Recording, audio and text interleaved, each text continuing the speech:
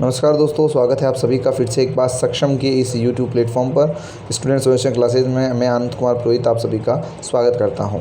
हमारी सीरीज़ चल रही है सक्षम, जिसमें हम क्लास 10th की SST को कंप्लीट कर रहे हैं। चैप्टर 6 चल रहा है। चैप्टर 6 में आज हम पढ़ने जाने वाले हैं function of the Lok Sabha and Rajya Sabha. तो हम स्टार्ट करते हैं पढ़ना। सबसे पहले फंक्शन ऑफ लोकसभा। देखिए बच्चों, हम लोकसभा को पहले समझते हैं कि लोकसभा की लेजिस्लेटिव पावर्स क्या है। तो कोई भी बिल जो है वो लोकसभा में आया, लोकसभा में पास होता है, फिर राज्यसभा में पास होता है, फिर प्रेसिडेंट उस पर हस्ताक्षर करता है, तभी वो कानून बनता है। यानी कि हर प्रकार के बिल में लोकसभा और राज्यसभा की क्या होती है, सम्मिलित भूमिका होती है। तो पहली इनकी हो गई लेजिस्लेटिव पावर यानी विधायी शक्ति। दूसरा होता है फाइनेंशियल पावर, वित्तीय शक्ति। तो वित्तीय शक्ति अगर देखिए तो मनी बिल जो होता है, मनी बिल जो होता है वो हमेशा पहले कहाँ आता है, लोकसभा में आता है और उसके बाद राज्यसभा में जाता है। और तो और राज्यसभा में return bill with in the 14 days, Rajya Sabha को वो बिल वापस 14 दिन के भीतर भीतर देना पड़ता है। 14 दिन के भीतर भीतर जो बिल है वो देना ही पड़ता है, ठीक है ना। तो राज्यसभा के पास गया, राज्यसभा को 14 डेज़ के अंदर अंदर उस बिल को वापस देना पड़ता है। Rajya Sabha can advise to amendment, Rajya Sabha amendment की केवल क्या दे सकती है, एडवाइस दे सकती है, लेकिन वो अमेंडमेंट कर नहीं सकती है। ध्यान रहे, राज्यसभा केवल अमेंडमेंट की जो है वो एडवाइस दे सकती है, लेकिन अमेंडमेंट कर नहीं सकती है। उसको एक्सेप्ट और रिजेक्ट करने का पूरा उत्तरदायित्व तो किसके पास होता है, लोकसभा के पास होता है। अब समझना, फिर से समझना, बिल आया, लोकसभा के पास गया, ठीक है, लोकसभा से बिल गया राज्यसभा के पास। राज्यसभा केवल उस पर अपनी एडवाइस दे सकती है, बट उस बिल को पास या रिजेक्ट नहीं कर सकती है। अपनी एडवाइस को, उस एडवाइस को दे सकती है, उस एडवाइस को लोकसभा माने या ना माने, लोकसभा की इच्छा। धनी याद करवा दिया मैंने आपको, एक आर्टिकल याद है आपको 110 मनी बिल है, मनी बिल MO लिखते हैं, इरेजर पकड़ो और मिटा दो बीच में। आर्टिकल बन गया आपका कौन सा, 110। एक साथ में आर्टिकल 110 के साथ याद करेंगे 109 Lok Sabha only, Lok Sabha only, Lok Sabha only, Lok Sabha only. यानी कि जो मनी बिल होता है वो लोकसभा में ही पास होता है, यानी पहले हमेशा लोकसभा में ही जाएगा, याद रखें इसको। फिर अगला आता है power of control on the executives.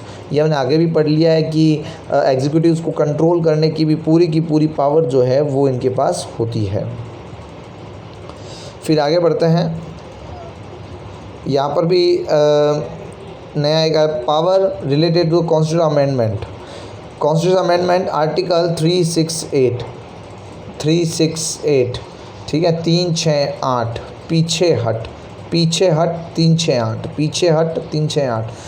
Amendment is the most of the part of the constitution is done by the parliament. तो पार्लियामेंट में ही ज़्यादा से ज़्यादा अमेंडमेंट जो होते हैं वो उसका ज़्यादा से ज़्यादा अमेंडमेंट जो है वो लोकसभा और राज्यसभा में ही हो जाता है। ये कहता है 368, कौन सा आर्टिकल कहता है, 368। ये किसी को भी कहता है पीछे हट, और कोई नहीं, केवल हम, पीछे हट केवल हम। तो याद रखें इसको भी। Function of the from the election of commission, हमने 2 इलेक्शन देखे हैं, एक तो पंचर वाला इलेक्शन जिसमें हम लोकसभा राज्यसभा स्टेट होते हैं, और ये प्रेसिडेंट के इलेक्शन होते हैं आर्टिकल 54 के अकॉर्डिंग। अब आता है function and power of the Rajya Sabha. Rajya Sabha की फंक्शन और पावर क्या है, तो सबसे पहले राज्यसभा की लेजिस्लेटिव पावर्स क्या है। along with the Lok Sabha, Rajya Sabha also perform the works associated with the formation of law। ध्यान रहे कि लोकसभा है वो राज्यसभा के साथ मिलकर कानून निर्माण की भूमिका में भाग लेती है। लोकसभा जो है वो राज्यसभा के साथ मिलकर कानून निर्माण की भूमिका में जो है वो भाग लेती है। फिर power of the making amendments in the constitution में अमेंडमेंट की जो पावर है वो राज्यसभा के पास भी है। इक्वल पावर है दोनों के पास, लोकसभा राज्यसभा। लेकिन अगर लोकसभा और राज्यसभा में कहीं पर भी कोई मतभेद हो जाता है तो अमेंडमेंट जो है वो लोकसभा द्वारा ही किया, मतलब ये अगर लोकसभा और राज्यसभा दोनों किसी बात को नहीं मानते, कोई सामान्य बिल है, लोकसभा में पास हो गया, राज्यसभा में नहीं हुआ, तो बिल भी क्या हो जाएगा, बिल पास नहीं होगा। ध्यान रहे। फिर आती है फाइनेंशियल पावर के अंदर देखें तो इसके पास ज़्यादा पावर नहीं है। In this context the position of Rajya Sabha is weaker compare to the Lok Sabha, Lok Sabha से कमज़ोर है। एग्जीक्यूटिव पावर के अंदर देखें तो member of the Rajya Sabha can ask question from the ministers and can also criticise them but they do not have the power to remove the minister the passing of the non confidence motion. Lok Sabha के पास एक special power होती है कि वो चाहे तो अपनी सभा को भंग करके अगर मोदी जी ने कोई गलत काम किया तो पूरी सभा उनसे सवाल पूछ सकती है, और अगर वो सवाल संतोष नहीं होती है तो वो मोदी जी के खिलाफ जो है नॉन कॉन्फिडेंस मोशन लाकर, यानी अविश्वास प्रस्ताव, हिंदी में बच्चे बोलते हैं अविश्वास प्रस्ताव, इसको लाकर जो है लोकसभा में इनको हटाया जा सकता है। बट राज्यसभा ऐसा कुछ भी नहीं कर सकती है। लेकिन राज्यसभा की कुछ मिसलेनियस पावर है, जैसे member of the Rajya Sabha and Lok Sabha elect president और वाइस प्रेसिडेंट को इलेक्ट करते हैं। साथ साथ राज्यसभा और लोकसभा के सदस्य मिलकर इम्पीचमेंट लगा सकते हैं प्रेसिडेंट के ऊपर और वाइस प्रेसिडेंट के ऊपर। वाइस प्रेसिडेंट का जो इम्पीचमेंट है वो तो स्टार्ट ही राज्यसभा के अंदर होता है, ये ध्यान रहे। फिर बात आती है इमरजेंसी की, तो इमरजेंसी की अगर हाथ लगाता है राष्ट्रपति तो उन्हें लोकसभा और राज्यसभा दोनों से परमिशन लेनी पड़ती है। तो यहाँ पर भी राज्यसभा और लोकसभा दोनों की जो भूमिका है वो स्पेशल दिखाई देती है। सबसे महत्वपूर्ण क्वेश्चन तो भैया यहाँ से आने वाला है, ये महत्वपूर्ण है। Special privilege, Rajya Sabha has to such power which have not been provided in the Lok Sabha. Rajya Sabha के पास दो ऐसी शक्तियां हैं जो लोकसभा के पास नहीं है। बाकी तो आपने देखा कि भाई जितनी भी शक्तियां हैं राज्यसभा की वो लोकसभा के साथ शेयर करती है ना। लेकिन राज्यसभा के पास ऐसी दो शक्तियां हैं जिन्हें वो लोकसभा के साथ शेयर नहीं करती है, वो स्पेशल केवल राज्यसभा के पास ही है।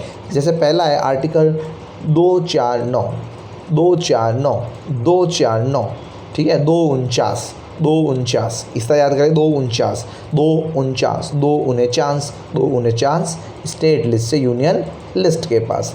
यानी कि अगर राज्यसभा को ये लगे कि भाई कोई मुद्दा है स्टेट गवर्नमेंट के पास, स्टेट लिस्ट में है कोई मुद्दा है जो कि देश के हित का है, तो वो 2/3 मेजॉरिटी से बिल पास करा के किसी सब्जेक्ट को स्टेट लिस्ट से यूनियन लिस्ट में ट्रांसफ़र करवा सकती है।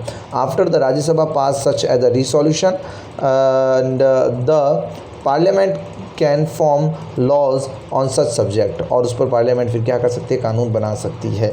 एक और आर्टिकल आपको यहाँ पर ध्यान रखना है, ये है 3/12, ठीक है ना। तो 3/12 इसके लिए एक नया नारा शुरू करेंगे, क्या है, नई सर्विस किसके द्वारा, 3/12 नई सर्विस किसके द्वारा, 3/12। अगर कोई भी हमें अखिल भारतीय सेवा शुरू करनी है, ऑल इंडिया सर्विस शुरू करनी है, हिंदी वाले बच्चों को तो और आसान है। देखो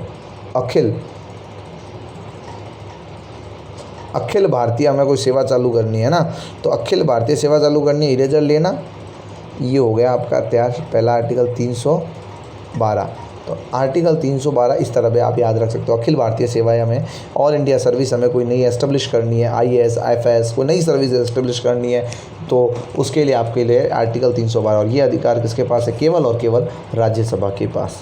तो आशा करता हूँ कि यहाँ तक आपको चैप्टर पूरा अच्छे से समझ में आ चुका है। कल हम चैप्टर को आगे लेंगे, लेकिन आज मैं जो है डिस्क्रिप्शन में ये पूरी की पूरी PDF भी डाल रहा हूँ, तो आप वहाँ पर जाकर ये PDF आराम से पढ़कर इसको समझ सकते हैं, पूरी की पूरी PDF को। Thank you for watching. Like कीजिए, शेयर कीजिए, सब्सक्राइब कीजिए और ज़्यादा से ज़्यादा लोगों को सक्षम के माध्यम से जोड़ने का प्रयास कीजिए। धन्यवाद।